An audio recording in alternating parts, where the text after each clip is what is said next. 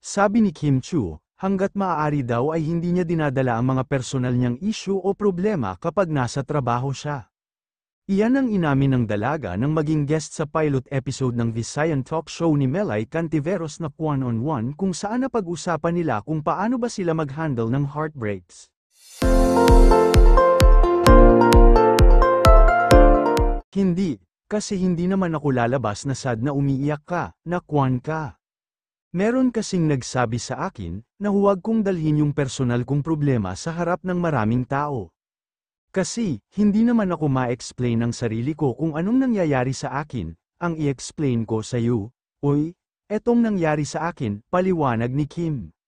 Mas gusto raw kasi niyang sinosolusyonan ang kanyang mga personal problem para wala nang madamay o ma-involve na iba.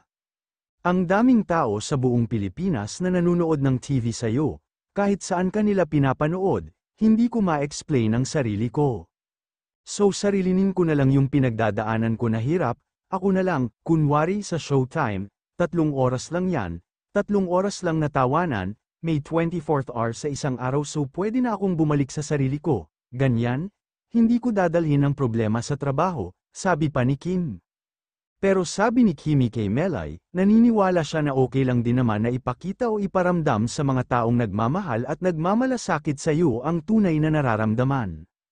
Kung gusto mo dalhin mo ang problema sa kung nasaan ka, pwede naman, to show vulnerability pero hindi lagi. Malay mo meron pang mas mabigat na problema yung isa doon, hindi lang siya nagsasalita, pero ang importante rin na mayroon kang kausap, para hindi ka mabaliw, sabi ni Kim. Para sa aktres, experience pa rin ang best teacher sa buhay, i-feel mo lang tapos hindi mo i-deny, hindi mo ikuan, tanggapin mo na ganun talaga ang nangyari, hindi mo kasalanan, hindi rin kasalanan ng lalaki or ng kahit sino, walang may kasalanan.